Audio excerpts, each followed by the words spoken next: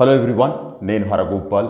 ఈ వీడియోలో ఇంతకుముందు వీడియోలో డిస్కస్ చేసిన 2012 డిఎస్సి స్కూల్ అసిస్టెంట్ మ్యాథ్స్ పేపర్లో ఉండే మ్యాథ్స్ కంటెంట్ నుంచి అనదర్ 20 or 24 క్వశ్చన్స్ డిస్కస్ చేయబోతున్నాను.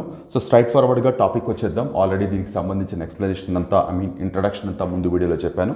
సో ఒకసారి చూడండి, మనం డిస్కస్ చేస్తున్న సిరీస్లో next question x³ + 3x² - x - 3 అనే ఒక ఆల్జిబ్రిక్ ఎక్స్ప్రెషన్కి x² - 1 అనేది ఒక ఫ్యాక్టర్ అయితే వాట్ ఈజ్ అదర్ ఫ్యాక్టర్ అని అడిగారు. సో ఇక్కడ చాలా సింపుల్గా అర్థం చేసుకోవచ్చు. కాకపోతే ఈ ప్రాబ్లంలో కాస్త మార్చి అడగడానికి డెఫినెట్గా ఛాన్స్ ఉంది కాబట్టి ఈ ప్రాబ్లం క్లియర్గా ఎక్స్ప్లెయిన్ చేస్తున్నాను. సో దీనికి డిగ్రీ 3 ఉంది కాబట్టి డెఫినెట్గా 3 ఫ్యాక్టర్స్ లేదా 3 జీరోస్ ఉంటాయి. ఇక్కడ కనపడుతున్న దీనికి ఏదైతే వాళ్ళు ఫ్యాక్టర్ అని చెప్తున్నారో దీనికి డిగ్రీ 2 ఉంది కాబట్టి మనకి కావాల్సిన ఫ్యాక్టర్ యొక్క డిగ్రీ 1 ఉండాలి. సో ఇక్కడ మీరు చూస్తే ఆప్షన్స్లో అన్నిటికీ డిగ్రీ 1 అనే ఉంది, which is nothing but linear polynomial లేదా లీనియర్ ఎక్స్ప్రెషన్ అనుకోవచ్చు. ఇక్కడ మీకు ఫ్యాక్టర్ తెలియాలంటే ఇక్కడ జనరల్గా మనం చేసేది ఈ ఎంటైర్ ఎక్స్ప్రెషన్ని దీంతో డివైడ్ చేయాలి. That is correct only. So but అలా కాకుండా కాస్త బెటర్గా ఆలోచించగలిగితే చాలా సింపుల్గా చెప్పొచ్చు.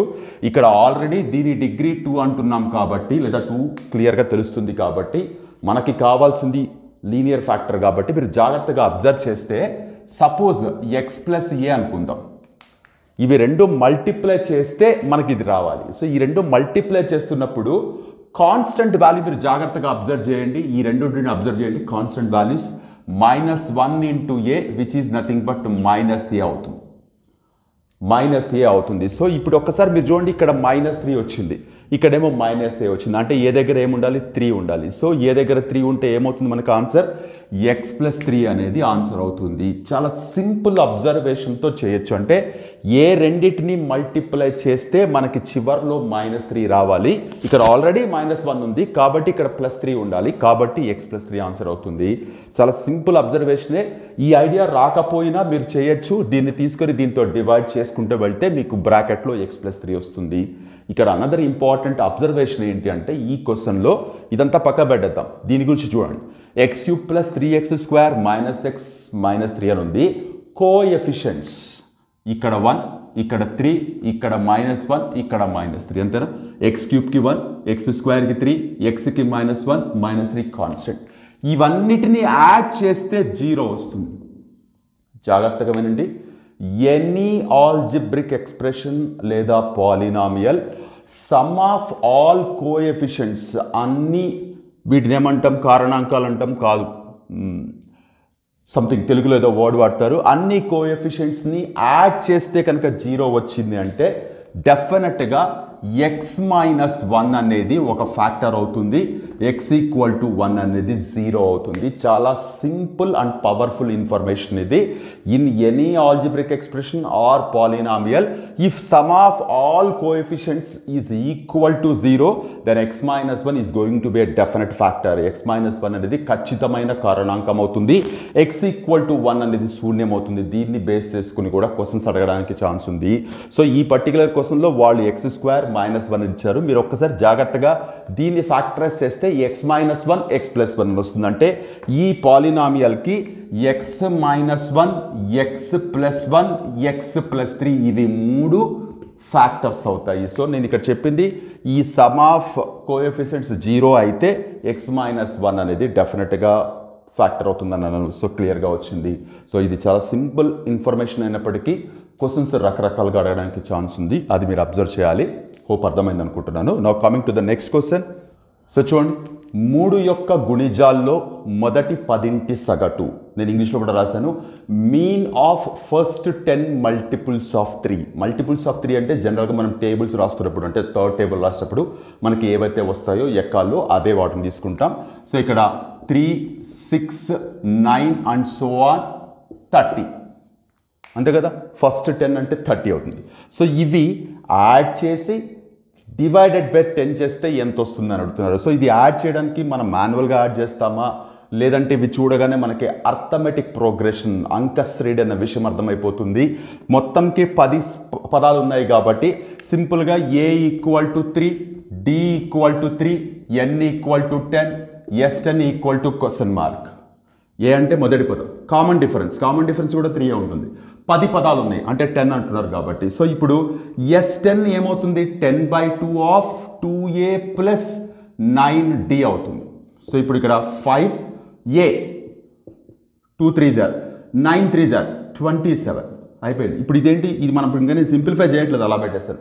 మనకి కావాల్సింది ఏంటి, మీన్ లేదా సగటు. సో సగటు కావాలంటే ఏమవుతుంది, ఈ 5 × 33 హోల్ డివైడెడ్ బై 10 తీసుకుంటే సరిపోతుంది కదా మీన్. సో ఇది వచ్చేసి 5 × 33 వచ్చేసి మొత్తం 10 పదాల మొత్తం డివైడెడ్ బై 10 వేస్తున్నాను. సో ఇప్పుడు ఏమవుతుంది, 5 1 jar 5 2 jar 2 1 jar 2 16.5 jar 16.5. So ఇది మీరు మల్టిప్లై చేయకుండానే సింప్లిఫై చేయొచ్చు. అయితే ఇలా రాసుకోవడం ఎక్స్ప్లెనేషన్ పాయింట్ ఆఫ్ వ్యూలో చెప్పాను, కానీ మీరు ఎగ్జామ్లో చేసేటప్పుడు టక్కని ఈ ఫార్ములా దగ్గరకు వచ్చి ఇలా చేయొచ్చు. ఈ problem just with in 1 minute టైంలోనే సాల్వ్ చేయగలిగిన క్వశ్చన్ ఇది, అంతగా జుట్టు పీక్కోవాల్సింది ఏమీ లేదు. సో దీనికి ఆప్షన్ వచ్చేసి 16.5 అవుతుంది. సో అంక శ్రేణి మీద రకరకాల క్వశ్చన్స్ అడగడానికి డెఫినెట్గా ఛాన్స్ ఉంది స్కూల్ అసిస్టెంట్లో. Even geometric progression, arithmetic progression కాంబినేషన్తో కూడా మనకి ప్రాబ్లమ్స్ రావడానికి ఛాన్స్ ఉంది. ఇది అలా ఓన్లీ అర్థమెటిక్ ప్రోగ్రెషన్ మీద అండ్ మల్టిపుల్స్ మీద ఫ్రేమ్ చేసిన క్వశ్చన్. హోప్ అర్థమైంది అనుకుంటున్నాను. Now coming to the next question. Okay, ఈ క్వశ్చన్ చూడండి. ఇది క్వశ్చన్ నెంబర్ 74 క్వశ్చన్ పేపర్లో. పర్టికులర్గా ఎందుకు వేశారంటే, నేను డిఎస్సి ఎగ్జామ్ రాస్తున్నప్పుడు నేను పేపర్ ఓపెన్ చేయగానే నా మైండ్ సెట్ అంతా ఎలా ఉంటుందంటే, మొదటి 10-15 క్వశ్చన్స్ కాన్ఫిడెంట్గా చేసేలాగా ప్రాబ్లమ్స్ చూస్ చేసుకొని సాల్వ్ చేస్తే సో కాన్ఫిడెంట్గా ముందుకు వెళ్ళొచ్చని నేను ఫాలో అవుతూ ఉంటాను. స్టూడెంట్స్కి కూడా, అదర్ పీపుల్ కూడా అలాగే చెప్తూ ఉంటాను. ఈ క్వశ్చన్ పేపర్ ఓపెన్ చేసి నేను అట్లా జస్ట్ అవుట్లైన్ లుక్ వేయగానే క్వశ్చన్ నెంబర్ 74 రెక్టాంగిల్, ట్రయాంగిల్ ఇలా కనపడేటప్పటికీ ఎస్ నేను చేయగలను అని. సో డిఎస్సి ఎగ్జామ్లో నేను మొట్టమొదట సాల్వ్ చేసి ఆన్సర్ చేసిన క్వశ్చన్ ఇది, ఎంటైర్ క్వశ్చన్ పేపర్లో క్వశ్చన్ నెంబర్ 74. సో అందుకనే ఈవెన్ క్వశ్చన్ పేపర్లో కూడా సో ఇట్లా రౌండ్ అప్ చేసుకొని ఇట్లా డాట్ పెట్టుకొని ఉంటాను. ఇది ఫస్ట్ క్వశ్చన్ డిఎస్సి పేపర్లో నేను రాసిన మొదటి క్వశ్చన్ లేదా మొదటి ప్రాబ్లం నేను సాల్వ్ చేసింది. సో నా ఏంటి ఇచ్చారంటే, ABCD అనే ఒక రెక్టాంగిల్ ఇచ్చారు. క్లియర్గా 8 centimetre 6 centimetre length and breadth, పొడవు వెడల్పు అన్నారు అని. ఈ అనేది సిడి మీద మధ్య బిందువు, మిడ్ పాయింట్ అని చెప్పి ABE ట్రయాంగిల్ యొక్క ఏరియా కనుక్కోండి అన్నారు. చాలా సింపుల్ ఇది. సో 8 and 6 ఇచ్చినప్పుడు రెక్టాంగిల్ యొక్క area length into breadth which is nothing but 8 × 6 which is nothing but 48 centimetre square అవుతుంది. ఇదేంటి, మొత్తం ఏరియా ఆఫ్ ABCD, బట్ వాళ్ళు అడిగింది ABE మాత్రమే. సో ఇక్కడ మనం 9th క్లాస్ పారలోగ్రామ్స్ అండ్ ట్రయాంగిల్స్కి సంబంధించిన ఏరియాస్ గురించి ఒక టాపిక్ చదువుతాము. సిబిఎస్ఈలో అయితే ఏరియాస్ ఆఫ్ పారలోగ్రామ్స్ అండ్ ట్రయాంగిల్స్ అని ఉంటుంది, స్టేట్లో అయితే ఓన్లీ ఏరియాస్ అని ఉంటుంది. ఏంటి అంటే, ఒక పారలోగ్రామ్లో ఒక సైడ్ మీద ఒక పాయింట్ పెట్టి ఇలా జాయిన్ చేస్తే ట్రయాంగిల్ ఏరియా ఎంటైర్ పారలోగ్రామ్ ఏరియాలో హాఫ్ ఉంటుంది. రెండిటికి ఒకటే బేస్ ఉంది, ఒకటే హైట్ ఉంది. So parallelogram and triangle having common base and lying between the parallel lines, ఒకే భూమి అలాగే ఒకే జత సమాంతర రేఖల మధ్య ఉంచబడిన ఒక సమాంతర చతుర్భుజము అలాగే ఒక త్రిభుజం యొక్క వైశాల్యాల నిష్పత్తి 2:1లో ఉంటుంది. ఇక్కడ సమాంతర చతుర్భుజం ఎక్కడుందని మీకు డౌట్ రావచ్చు. దీర్ఘ చతురస్రం అంటే సమాంతర చతుర్భుజమే. Rectangle is nothing but parallelogram లాగా కన్సిడర్ చేస్తాం. సో మనకి కావాల్సిన ట్రయాంగిల్ ఏరియా వచ్చేసి హాఫ్ ఆఫ్ 48 అవుతుంది, which is nothing but 24 centimetre square అవుతుంది. సో ఐ రిపీట్, ఇది డిఎస్సి పేపర్లో నేను అటెంప్ట్ చేసి సాల్వ్ చేసిన మొట్టమొదటి ప్రాబ్లం. చాలా స్టాండర్డ్గా నాకు గుర్తుండిపోయింది అనమాట. చాలా కాన్ఫిడెంట్గా, ఎలాంటి ఇబ్బంది పడకుండా, ఎస్ నాకు చాలా బాగా తెలుసు, ఈ యొక్క కోసం నేను చేశానంటే ఎగ్జామ్ మొత్తం బ్రహ్మాండంగా రాయబోతున్నాను అన్న ఫీల్ నాకు క్రియేట్ అయింది ఈ ప్రాబ్లం చేసిన వెంటనే. దట్ ఈజ్ వై ఎగ్జామ్స్ రాస్తున్నప్పుడు ఎప్పుడు మీరు మొదటి ప్రాబ్లంతోనే మొదలు పెట్టాల్సిన అవసరం లేదని నేను పదే పదే చెప్తూ ఉంటాను. మీరు పేపర్ ఓపెన్ చేస్తే ఏదో ఒక టాపిక్, ఏదో ఒక క్వశ్చన్ మీకు కంఫర్టబుల్గా అనిపిస్తుంది. మీరు అది అటెంప్ట్ చేస్తున్నారంటే పర్ఫెక్ట్గా వస్తుందని అనిపించిన తర్వాత మొదలు పెట్టారనుకోండి, దాని ఆన్సర్ బాగా వస్తుంది. ఆ కాన్ఫిడెన్స్ మీకు ఎగ్జామ్ అంతా రిఫ్లెక్ట్ అవుతుంది. సో ఇది ఈ క్వశ్చన్కి ఆన్సర్ 24 సెంటీమీటర్ స్క్వేర్. సో ఇది ఆన్సర్ అవుతుంది. హోప్ అర్థమైంది అనుకుంటున్నాను. 9th క్లాస్ అలాగే ఏరియాస్ మీద ఫ్రేమ్ చేసిన question. Now coming to the next question. Okay చూడండి, ఇన్ అన్ ఏపీ ఒక అంక శ్రేణిలో ఎన్ పదాల మొత్తము 4n² + 5nn నిర్వచించబడితే పదాంతరం ఎంత?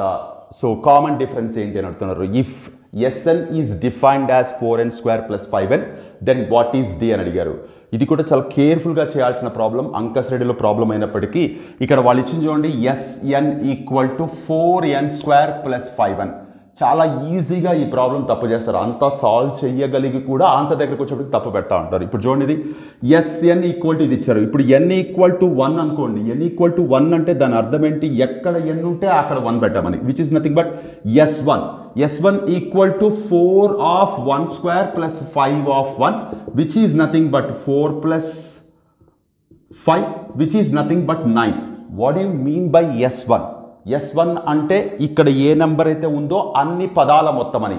S1 అంటే ఒక పదం మొత్తం, అంటే నథింగ్ బట్ ఒక పదాన్నే తీసుకుంటున్నాం కాబట్టి అక్కడ సమ్ చేయడానికి ఏమీ లేదు. Which is nothing but first term అవుతుంది కదా.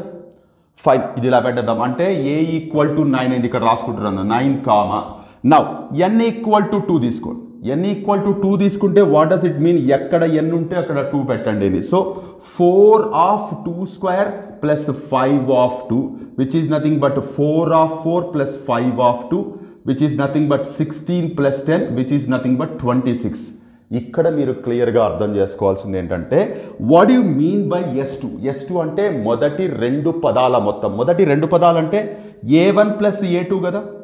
A1 + A2 లేదా A + A2 is nothing but 26. ఇక్కడ ఆల్రెడీ మొదటి పదం వచ్చింది, అంటే 9 + A2 = 26. A2 = 26 - 9, which is nothing but 17. ఇంతవరకు చేసి ఆన్సర్ 17 పెట్టిన వాళ్ళు కూడా ఉన్నారు. అంటే ఎగ్జామ్ అయిపోయిన తర్వాత మేము డిస్కస్ చేస్తాం కదా ఫ్రెండ్స్, ఆన్సర్ 17 పెట్టిన వాళ్ళు ఉన్నారు. బట్ ఇక్కడ 17 అనేది ఏంటి? 17 అనేది రెండవ పదం. ఇక్కడ ఆల్రెడీ సబ్ట్రాక్ట్ చేసాం, 26 వచ్చింది. 26 నుంచి మొదటి పదం తీసేస్తే 17 వచ్చింది. ఇలా 26 నుంచి మొదటి పదం తీసేస్తే వచ్చింది కాబట్టి అదే కామన్ డిఫరెన్స్ అనుకుంటారు. బట్ యాక్చువల్గా మనకు వచ్చింది ఏంటి? రెండవ పదం, సెకండ్ టర్మ్ వచ్చింది. సో 9 అనేది ఫస్ట్ టర్మ్, 17 అనేది సెకండ్ టర్మ్ అయినప్పుడు కామన్ డిఫరెన్స్ ఏమవుతుంది? 17 - 9, విచ్ ఈస్ నథింగ్ బట్ 8 అవుతుంది. చాలా కేర్ఫుల్గా చేయాల్సిన ప్రాబ్లమ్స్. స్కూల్ అసిస్టెంట్లో చాలామంది తెలిసిన ప్రాబ్లమ్స్ మీద, తెలిసిన కాన్సెప్ట్స్ మీద ప్రాబ్లమ్స్ ఏముందిలే అనుకుంటుంటారు, కానీ మీకు అంతా తెలిసే ఉంటుంది. బట్ వాళ్ళు అడిగిన దానికి మీకు వస్తున్న దానికి ఎక్కడో చోట చిన్న లింక్ తెగిపోతుంది. ఈజీగా మిస్లీడ్ అయిపోయి 17 వచ్చింది పెట్టేస్తూ ఉంటారు. సో ఇక్కడ బీ క్లియర్, మనకు వచ్చింది 26 అనేది మొదటి 2 పదాల మొత్తం, sum of first 2 terms. First term 9 అయితే సెకండ్ టర్మ్ సబ్స్టిట్యూట్ చేసినప్పుడు 17 వస్తుంది. So first term 9, second term 17 అయినప్పుడు కామన్ డిఫరెన్స్ 8 అవుతుంది. So be very very careful. ఇలాంటి ప్రాబ్లమ్స్లో ఈజీగా ఎంత కాన్ఫిడెంట్గా ఉండే వాళ్ళైనా ఆ ఎగ్జామ్ టెన్షన్లో మిస్టేక్ చేస్తూ ఉంటారు. ఇలాంటివే చాలా చాలా డేంజరస్. మనకి ఎగ్జామ్లో మనం కరెక్ట్ చేసామని మనం అనుకుంటాం. ఈవెన్ వాట్ యు సే, మనకి కీ షీట్ వచ్చినప్పుడు కూడా మనదే కరెక్ట్ అనిపిస్తుంది, కానీ కరెక్ట్గా అనలైజ్ చేయగలిగితే ఎస్ మనం ఏం తప్పు చేస్తాం మనకు అర్థమవుతుంది. బట్ అప్పటికే జరగాల్సిన నష్టం అంతా జరిగిపోయి ఉంటుంది. కాబట్టి ప్రాక్టీస్ పేపర్స్లోనే ఇలాంటి విషయాల్లో చాలా క్లారిటీగా ఉండండి. సో ఇది ఈ పర్టికులర్ క్వశ్చన్కి ఆన్సర్. హోప్ అర్థమైంది అనుకుంటున్నాను. Now coming to the next question. Yes, ఈ క్వశ్చన్ చూడండి. ఎంటైర్ డిఎస్సి పేపర్లో నేను ఇందాక చెప్పాను క్వశ్చన్ నెంబర్ 74 నేను ఫస్ట్ అటెంప్ట్ చేసిన క్వశ్చన్. ఎంటైర్ పేపర్లో చివరగా అటెంప్ట్ చేసిన క్వశ్చన్ ఇది. ఈవెన్ దో క్వశ్చన్ పేపర్లో ఈ క్వశ్చన్ 17 అయినప్పటికీ ఇది చాలా కన్ఫ్యూజ్ చేసింది. జనరల్గా మనం ఎక్కడన్నా జనరల్గా వాడేది యావరేజ్ అన్న వర్డ్ ఎక్కువగా వాడుతూ ఉంటాం రియల్ లైఫ్లో. ఈ బాహుళకం కానీ మధ్యగత కానీ చాలా రేర్గా వినపడుతూ ఉంటాయి. యావరేజ్ అన్న వర్డ్ మ్యాథ్స్ తెలియని వాళ్ళు కూడా యావరేజ్గా ఎంత వస్తుంది, లేదా మీన్గా ఎంత వస్తుంది ఇలా మాట్లాడుతూ ఉంటాం. బట్ ఈ పర్టికులర్ ప్రాబ్లంలో చెప్పుల దుకాణంలో ఉపయోగించే కేంద్రీయ స్థానపు కొలత, measures of central tendency, mean, median, mode and geometric mean, ఈ 4గిట్లో చెప్పుల దుకాణంలో వాడేది ఏంటిని దాదాపుగా 10 to 12 minutes ఈ ఒక్క బిట్ కోసం ఆలోచించాను. అంటే ఎగ్జామ్లో లాస్ట్ మూమెంట్లో ఈ ఒక్క బిట్ దగ్గర చాలా సేపు ఆలోచించి పెట్టాను. ఏంటి అంటే చెప్పుల దుకాణం అంటే జనరల్గా తెలిసిందే, ఒక model of pair of chappals తీసుకుంటే మనకి డిఫరెంట్ సైజెస్ ఉంటాయి. లైక్ 6, 7, 8, 9, 10, 11, 12 వరకు ఉంటాయి. ఒకవేళ చెప్పుల షాపు ఓనర్ ఒక మెటీరియల్ తీసుకొచ్చి లేదా ఒక మోడల్ ఆఫ్ చెప్పులు తీసుకొచ్చి పెడుతున్నాడంటే అతను ఎలా ఆలోచిస్తాడంటే ఎక్కువ మంది ఏ సైజ్ అయితే కొంటారో ఆ సైజు ఎక్కువ తెచ్చి పెట్టడానికి ట్రై చేస్తారు. ఈ కన్క్లూషన్ రావడానికి నాకు చాలా టైం పట్టింది. అంటే అఫ్కోర్స్ ఇది వినడానికి చాలా సింపుల్గా అనిపించవచ్చు, కానీ ఎగ్జామినేషన్ టైంలో అందరి వే ఆఫ్ థింకింగ్ యావరేజ్గా లేదా సగటు అనేది ఎక్కువసార్లు వాడతారు కాబట్టి ఇదే ఉంటుందేమో అనిపించింది. బట్ ఆ కన్ఫ్యూషన్ బ్రేక్ చేసుకుని ఈ కన్క్లూషన్ రావడానికి నాకు చాలా టైం పట్టింది. బాహుళకం, ఎక్కువ మంది వాడే చెప్పుల సైజు తీసుకొచ్చి మనం షాపులో పెట్టినప్పుడే బిజినెస్ బాగుంటుంది. అలా కాకుండా ఒక్కొక్క సైజుకి ఒక్కొక్కటి తీసుకొచ్చి పెట్టామంటే ఎక్కువ మంది 9 and 10 వాడుతూ ఉంటారు, మిగిలినవి సైజ్ సరిపోవు కాబట్టి అలాగే ఉండిపోతాయి. So just information based question అయినప్పటికీ రియల్ లైఫ్కి కనెక్ట్ చేసుకుంటూ చాలా కన్ఫ్యూజ్ చేసే ఇలాంటి క్వశ్చన్స్ కూడా మనం ఫేస్ చేయడానికి రెడీగా ఉండాలి. సో ఇది చివరిగా ఎగ్జామ్లో లాస్ట్ క్వశ్చన్ నేను చాలా బాగా గుర్తుండిపోయింది. స్టాటిస్టిక్స్ నేను ఎప్పుడు పిల్లలకి చెప్తున్నా ఈ పిట్టి గురించి గుర్తు చేసుకుంటూ ఉంటాను. సో నేను కూడా హర్రీలో జస్ట్ మీనని పెట్టుంటే హాఫ్ మార్క్ ఎగిరిపోయేది. నాకు వచ్చిన స్కోర్ 72.07. ఒకవేళ ఈ బిట్టు ఆలోచించకుండా లేకపోతే నాకు మనసు అది చెప్తుంది కాబట్టి టక్కని మీన్ పెట్టేసి వచ్చింటే నాకు 71.57 మార్క్స్ వచ్చేది. బట్ సర్ప్రైజింగ్ థింగ్ ఏంటంటే 71.93 is the cut off mark for general post. నాకు 5th ర్యాంక్ వస్తే 71.93కో 95కో 6th ర్యాంక్ వచ్చింది. సో ఖచ్చితంగా నేను ఇప్పుడు ఇంట్లో కూర్చొని ఉండాల్సింది, లేదా తర్వాత ఎప్పుడైనా ట్రై చేసుకుని ఉండాల్సింది. సో అందుకని ఈ బిట్ చాలా చాలా బాగా గుర్తుండిపోతుంది. ప్రతి సంవత్సరం స్టాటిస్టిక్స్ పిల్లలకి చెప్తున్నప్పుడు, ఎస్పెషల్లీ మోడ్ గురించి చెప్తున్నప్పుడు ఈ సిచ్యువేషన్ నా ఎక్స్పీరియన్స్ చెప్తూ ఉంటాను. సో హోప్ అర్థమైంది అనుకుంటున్నాను. Now coming to the next question. ఒకసారి చూడండి, సర్కిల్స్ మీద సర్కిల్కి సంబంధించిన ఏరియా ఫార్ములా మీద ఫ్రేమ్ చేసిన క్వశ్చన్. ఎస్ అంటే ఒక స్మాల్ సర్కిల్, దాని ఏరియా 3 స్క్వేర్ యూనిట్స్ అన్నారు, లేదా నేను ఇక్కడ సెంటీమీటర్ స్క్వేర్ అని రాస్తాను. ఈ సర్కిల్ వేరే ఇంకొక సర్కిల్ యొక్క సెంటర్ గుండా పాస్ అవుతూ ఇంటర్నల్గా టచ్ చేస్తుంది అని ఇచ్చారు. Then what is the area of big circle అని ఇచ్చారు. ఇక్కడ మీరు అర్థం చేసుకోవాల్సింది, దీని ఏరియా 3 సెంటీమీటర్ ఇచ్చారు. కాసేపు దీన్ని R అనుకుంది. సో ఇప్పుడు ఇది R అనుకుంటే ఇలా జాయిన్ చేయండి, ఇది కూడా R అవుతుంది కదా. ఇప్పుడు ఈ 2R అనేది స్మాల్ సర్కిల్కి డయామీటర్ అవుతుంది, బిగ్ సర్కిల్కి రేడియస్ అవుతుంది. 2R అనేది దీనికి రేడియస్ అవుతుంది, R అనేది దీనికి రేడియస్ అవుతుంది. ఇప్పుడు దీని area pi R square equal to 3 centimetre square కదా. ఇప్పుడు మనకు కావాల్సిన big circle area pi R ఎంత, 2R whole square, which is nothing but pi 4R square. Nothing but 4 బయటికి తీయండి, 4 pi R square. But pi R square value ఎంత వచ్చింది, 3 వచ్చింది, which is nothing but 4 into 3 12 centimetre square or square units ఎలానా తీసుకోవచ్చు. Just area of circle formula మీద base చేసిన question, కాకపోతే కొంచెం కేర్ఫుల్గా అర్థం చేసుకోవాలి. ఒక స్మాల్ సర్కిల్, దాని రేడియస్ ఇవ్వలేదు, ఏరియా మాత్రమే ఇచ్చారు. ఆ సర్కిల్ బిగ్ సర్కిల్ యొక్క సెంటర్ నుంచి పాస్ అవుతూ ఇంటర్నల్గా టచ్ చేసుకుంటున్నాయి రెండు. అయితే బిగ్ సర్కిల్ ఏరియా అడిగారు, which is nothing but 12 centimetre square లేదా చదరపు యూనిట్లు అవుతుంది. చాలా సింపుల్ క్వశ్చన్, కాకపోతే కొంచెం డయాగ్రామ్ కరెక్ట్గా మనం ఇమాజిన్ చేసుకోగలగాలి. డయాగ్రామ్ ఇవ్వలేదు, వాళ్ళు జస్ట్ ఎక్స్ప్లెనేషన్ మాత్రమే, క్వశ్చన్ మాత్రమే ఇచ్చారు. హోప్ అర్థమైంది అనుకుంటున్నాను. Now coming to the next question. Okay చూడండి, another simple question and just based on normal algebraic equations. అంటే ఒక సింపుల్ ఈక్వేషన్స్ని ఎలా ఫ్రేమ్ చేస్తామన్న దాని మీద ఒక సిచ్యువేషన్ ఇచ్చారు. నేను ఇంగ్లీష్లో కూడా రాశాను. ఒక సంఖ్య యొక్క 4వ వంతు దాని తర్వాత సంఖ్య యొక్క 5వ వంతు కన్నా 4 ఎక్కువ అయితే ఆ సంఖ్య ఏంటి? 1/4 ఆఫ్ ఎ నెంబర్, 4వ వంతు అంటే 1/4 కదా, ఈజ్ 4 మోర్ దాన్, 4 ఎక్కువ అన్నారు కాబట్టి, దాన్ 1/5 ఆఫ్ ఇట్స్ నెక్స్ట్ నెంబర్. ఇప్పుడు మనము ఒరిజినల్ నెంబర్ వచ్చేసి x అనుకుందాం, దాని తర్వాత నెంబర్ ఏమవుతుంది, x+1 అవుతుంది. ఇప్పుడు వాళ్ళు ఏమంటున్నారు, 1/4 of this number, yes 1/4 of this number is 1/5 of next number కంటే 4 ఎక్కువ అన్నారు. అంటే దాని అర్థం ఏంటి, దీనికి 4 కలిపితేనా 4 తీసేస్తాను. ఈ పెద్ద దానికంటే ఈ 1/5 ఆఫ్ నెంబర్కి 4 కలిపితే దీనికి ఈక్వల్ అవుతుంది. అంటే దీంట్లోంచి 4 తీసేసినా దానికి 4 కలిపిన ఇది అవుతుంది. ఇక్కడ చాలామంది కన్ఫ్యూజ్ అవుతారు, ఇక్కడ మైనస్ పెట్టుకోవాలా ప్లస్ పెట్టుకోవాలా, ఇక్కడ +4 పెట్టుకోవాలా, ఎక్కువ అన్నారు కాబట్టి ఇక్కడ ప్లస్ పెట్టుకోవాలేమో, దీనికంటే ఎక్కువ అన్నారు కాబట్టి దీనికి ప్లస్. ఈ కన్ఫ్యూజన్లో ఈ క్వశ్చన్ ఖచ్చితంగా తప్పుపోతుంది. Be very very clear. Suppose ఇది మీకు అర్థం కావాలంటే, లైక్ ఫర్ ఎగ్జాంపుల్ నా ఏజ్ సపోజ్ 40, మా అబ్బాయి age suppose 15. I say that my age is 25 more than my son's age. Or నా వయసు నా కొడుకు వయసు కంటే 25 సంవత్సరాలు ఎక్కువ అంటే ఇప్పుడు ఇది మా అబ్బాయి వయసు, ఇది నా వయసు, దీంట్లోంచి 25 తీసేస్తారా యాడ్ చేస్తారా? సో తీసేసినప్పుడు ఈక్వల్ అవుతుంది, లేదా మా అబ్బాయికి యాడ్ చేసినప్పుడు నాకు ఈక్వల్ అవుతుంది. సో ఈ ఎక్కువ లేదా తక్కువ అన్న ఈ నెంబర్లు ఎక్కడ తీసుకుంటున్నప్పుడు ఏ సింబల్ వాడుతున్నాం అనేది చాలా చాలా ఇంపార్టెంట్. అదర్వైజ్ ఒక చిన్న సైన్ వల్ల ఖచ్చితంగా ఇవి ఎక్కడికో మిస్లీడ్ అయిపోతాయి. మన కర్మకి మనం మిస్లీడ్ అయితే వచ్చే ఆన్సరే ఇక్కడ కూడా ఉండడానికి ఛాన్స్ ఉంది, ఆస్టీస్గా పెట్టొచ్చేస్తాం. సో ఇక్కడ 1/4 of number is 4 more than 1/5 of the number. క్లియర్గా సరిపోయింది. ఈ ఎక్కువ అనేది ఎక్కడ రాసుకుంటున్నప్పుడు సింబల్ ఏంటి అనేది చాలా ఇంపార్టెంట్.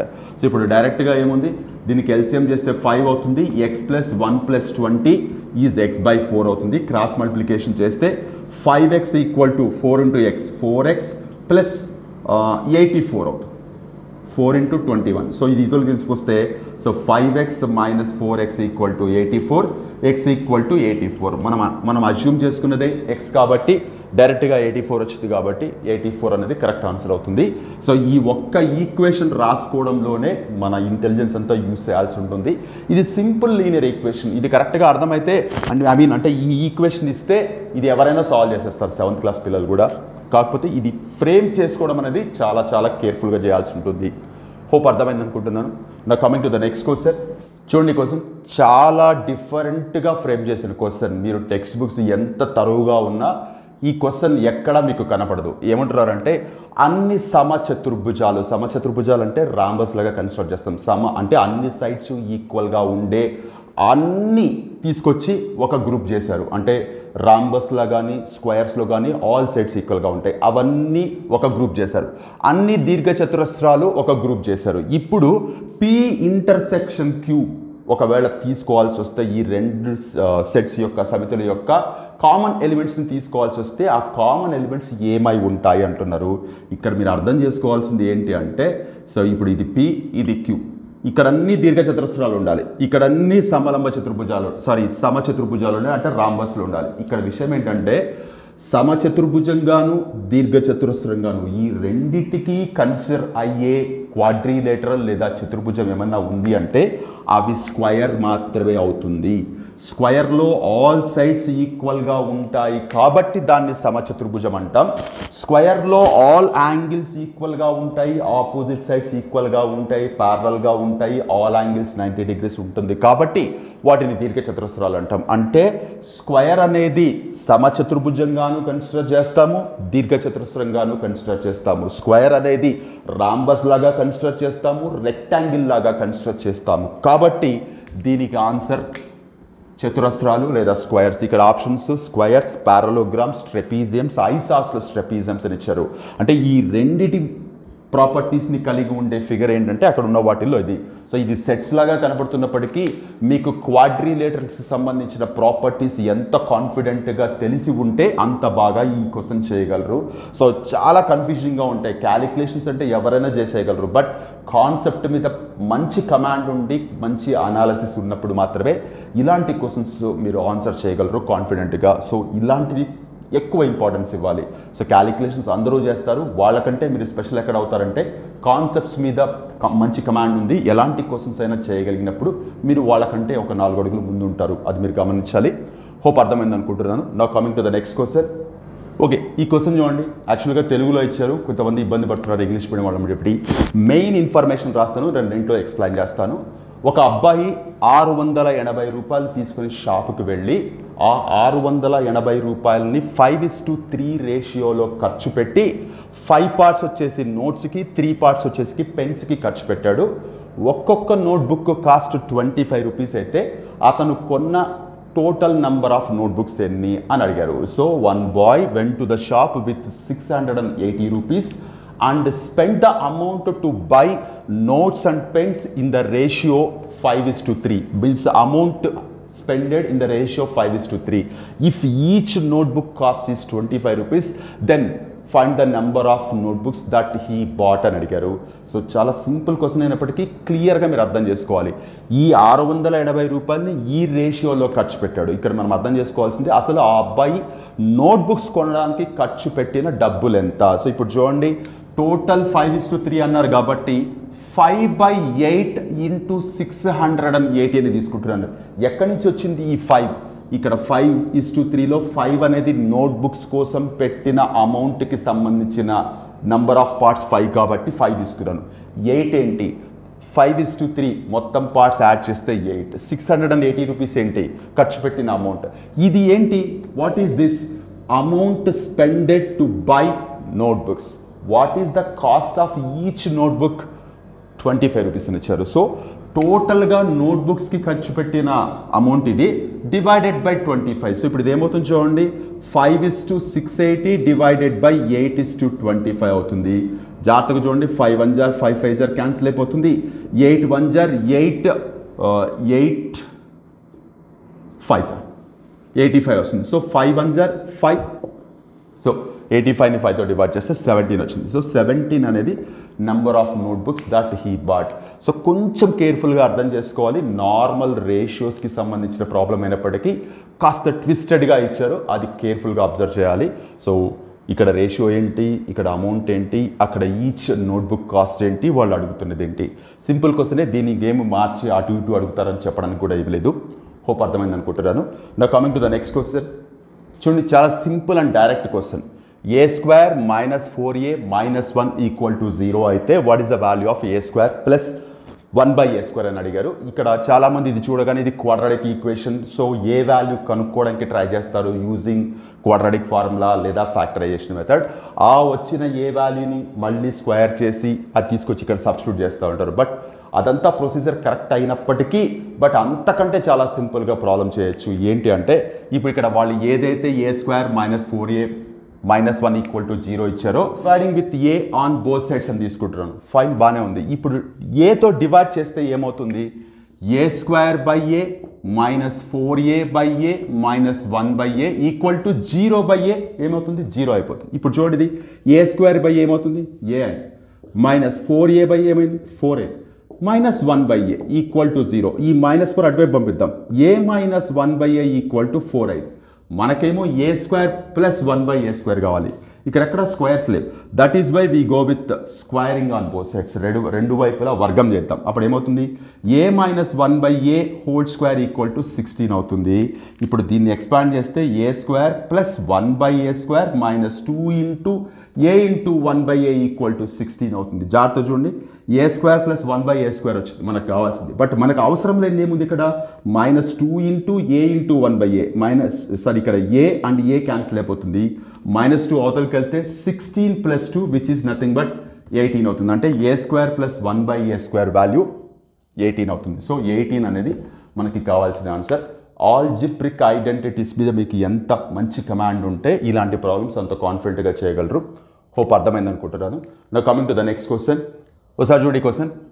9820XY3453 అనే ఒక 10 డిజిట్ ఉండే ఇది ఒక మొబైల్ నంబర్ అని చెప్తున్నారు. మొబైల్ నెంబర్లో మనకి 10 డిజిట్స్ ఉంటాయి.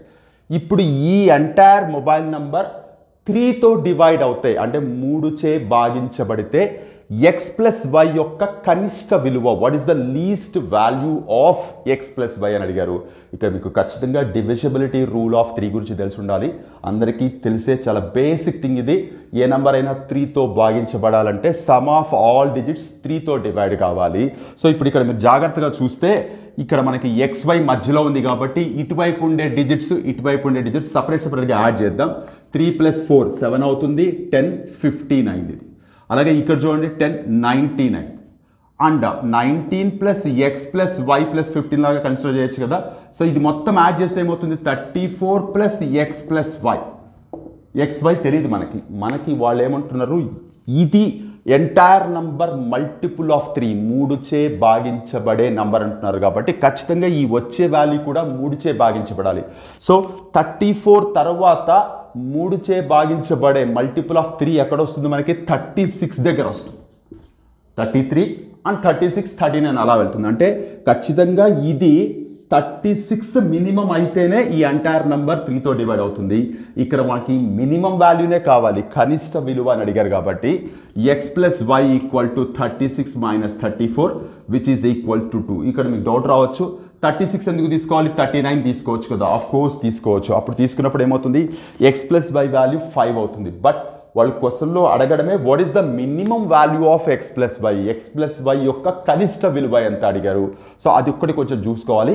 ఇక్కడ ఇంకొక విషయం ఏంటంటే ఎక్స్ ప్లస్ వైకి ఉండే పాసిబుల్ వాల్యూస్ కూడా అడగడానికి ఛాన్స్ ఉంది. పాసిబుల్ వాల్యూస్ అంటే ఎన్ని విలువలు రావచ్చు అంటే ఇక్కడ చూడండి, ఇక్కడ 2 వచ్చింది, 5 రావచ్చు. ఒకవేళ ఇది 39 తీసుకుంటే 5 రావచ్చు. అలాగే 42 తీసుకుంటే 8 రావచ్చు, అంతే కదా. 3 యాడ్ చేసుకుంటూ వెళ్తే 45 తీసుకుంటే 11 రావచ్చు. అలాగే 48 తీసుకుంటే 14 రావచ్చు. అలాగే 51 తీసుకుంటే 17 రావచ్చు. అలాగే 54 తీసుకుంటే 20 రావచ్చు. కానీ 2 డిజిట్స్ యాడ్ చేస్తే మనకి 20 వచ్చే ఛాన్స్ ఉందా? మనకు ఉండే మ్యాక్సిమం డిజిట్సే 9 అండ్ 9 యాడ్ చేస్తే మ్యాక్సిమం వాల్యూ 18 అవుతుంది. 2 డిజిట్స్ యాడ్ చేస్తే 20 వచ్చే ఛాన్స్ లేదు కాబట్టి 54 వచ్చే ఛాన్స్ లేదు. అంటే మనకి చూడండి 2, 5, 8, 11, 14, 17 1, 2, 3, 4, 5, 6 possible values of X plus Y ఉంటుంది. బట్ వాళ్ళు ఇక్కడ what is the least value of X plus Y అని అడిగారు, అది 2 అవుతుంది. బట్ ఇదే question what is the possible values of X plus Y, sorry how many possible values of X plus Y, X plus వైకి ఎన్ని విలువలు సాధ్యమవుతాయి అని అడిగితే 6. సో ఇదే క్వశ్చన్ని ఇలా మార్చి కూడా అడగడానికి ఛాన్స్ ఉంది. ఇలా కొంతమంది తీసుకుంటూ వెళ్తున్నప్పుడు 20 రాదు, 2 డిజిట్స్ని యాడ్ చేస్తే వచ్చే బిగ్గెస్ట్ వాల్యూ మనకి 18 అవుతుంది. ఈ క్లారిటీ ఉంటేనే మనకి ఇవన్నీ అర్థమవుతాయి. హోప్ అర్థమైంది అనుకుంటున్నాను. Now coming to the next question. Okay చూడండి, ట్రిగ్నామెంట్రీ మీద అడిగిన question. If sine theta into cos theta equal to k then what is the value of sine theta plus cos theta అని అడిగారు.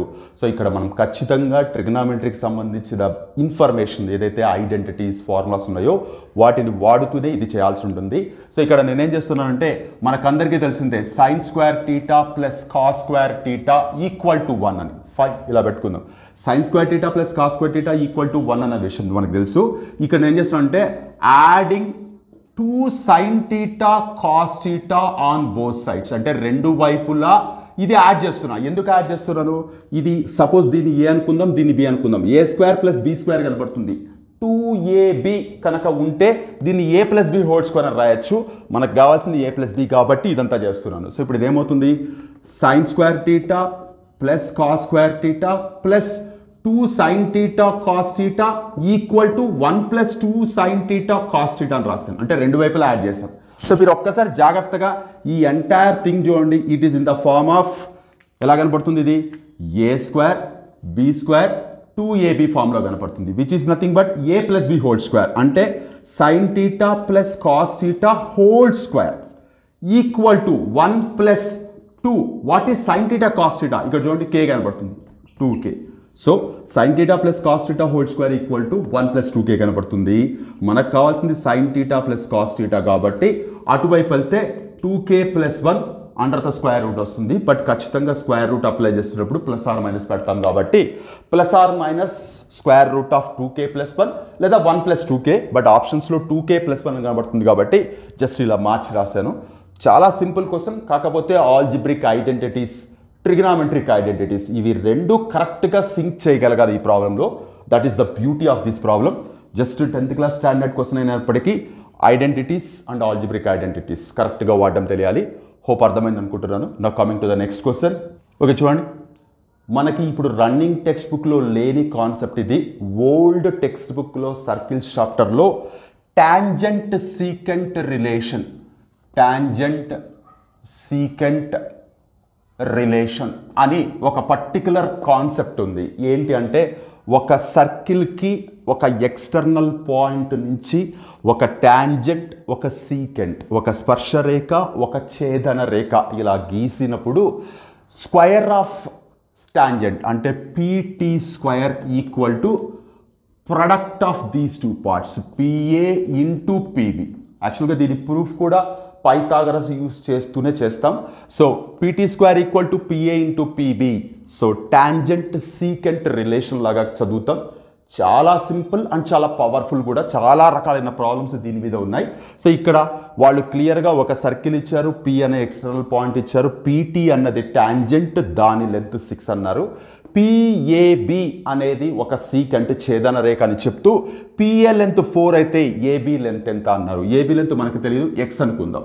సో ఇప్పుడు ఈ property ప్రకారం, ఈ relation ప్రకారం tangent secant relation square of tangent equal to product of these 2 parts. ఇప్పుడు ఇక్కడ substitute చేద్దాం. సో ఏమవుతుంది, పీటీ స్క్వేర్ అంటే 6 square equal to PA 4 into PB. PB ఏమవుతుంది, కంప్లీట్గా 4 + x అవుతుంది. సో ఇప్పుడు చూడండి, 36 ఈక్వల్ టు 16 + 4x అవుతుంది. 36 16 ఇందులో పంపిస్తే 20 అవుతుంది. 4x x equal to 20/4 which is nothing but 5 అవుతుంది. సో 5 అనేది మనకి కావాల్సిన ఆన్సర్ అవుతుంది. చాలామంది టెక్స్ట్ బుక్స్ చదివేస్తే సరిపోతుంది, ఓల్డ్ టెక్స్ట్ బుక్స్ చదవాలా, అవసరం లేదా, ఇలాంటి కన్ఫ్యూజన్లో కొంతమందికి ఉంటుంది. ఈ question is the best answer for that one. So మనకి టాపిక్ ఉన్నప్పుడు ఆ టాపిక్కి సంబంధించి కొత్త పాత అని లేకుండా అన్ని ఇన్ఫర్మేషన్స్ మీద కమాండ్ ఉండి తీరాలి. ఇది యాక్చువల్గా ఈ కాలం అంటే ఈ 4-5 ఇయర్స్లో 10th క్లాస్ కంప్లీట్ చేసిన ఎవరిని అడిగినా అసలు ఈ రిలేషన్ ఉందనే విషయం కూడా వాళ్ళకి తెలియదు. బట్ స్టిల్ టీచర్స్గా మనకి ఖచ్చితంగా తెలిసి ఉండాలి. దాని మీద ఫ్రేమ్ చేసిన క్వశ్చన్ ఇది. హోప్ అర్థమైంది అనుకుంటున్నాను. Now coming to the next question. Okay చూడండి, ఒక క్లాస్ రూమ్లో బ్లాక్ బోర్డు గురించి అడిగిన క్వశ్చన్ ఇది. నేను డీటెయిల్గా ఎక్స్ప్లెయిన్ చేస్తున్నాను. సో బ్లాక్ బోర్డు స్క్వేర్ షేప్లో ఉండొచ్చు, రెక్టాంగిల్ షేప్లో ఉండొచ్చు, ఎలాగైనా ఉండొచ్చు కదా. సో జనరల్గా మనకి ఎక్కువ చోట కనపడేది రెక్టాంగిల్ షేప్లోనే కనపడుతుంది. ఇక్కడ వాళ్ళు ఏమంటున్నారంటే ఈ బ్లాక్ బోర్డు యొక్క లెంత్ బ్రెడ్త్ న్యూమరికల్ వాల్యూస్ ఇవ్వలేదు, కానీ వాళ్ళు ఒకవేళ లెంత్ని 10% తగ్గించి 10% రెడ్యూస్ చేసి బ్రెడ్త్ని 10% ఇంక్రీజ్ చేస్తే దాని ఏరియాలో పెరుగుదలనా తరుగుదలనా ఒకవేళ ఉంటే ఎంత అని అడుగుతున్నారు. సో ఇక్కడ అసలు న్యూమరికల్ వాల్యూస్ ఏమీ లేకుండా ఈ ఇన్ఫర్మేషన్తో అసలు ఏరియాలో చేంజ్ ఎలా ఉంటుందని చెప్పడం కూడా లిటిల్ ఛాలెంజింగ్ టాస్క్ ఇది. ఇక్కడ సింపుల్గా నేనేం చేస్తానంటే దీని లెంత్ 10 అని తీసుకుంటున్నాను, బ్రెడ్త్ కూడా 10 అనే తీసుకుంటున్నాను. ఈవెన్ 10 and 10 అని తీసుకున్నప్పుడు కూడా ఇది రెక్టాంగిల్ లాగా కన్సిడర్ చేయొచ్చు. Why because every square is a rectangle consider చేయొచ్చు కాబట్టి.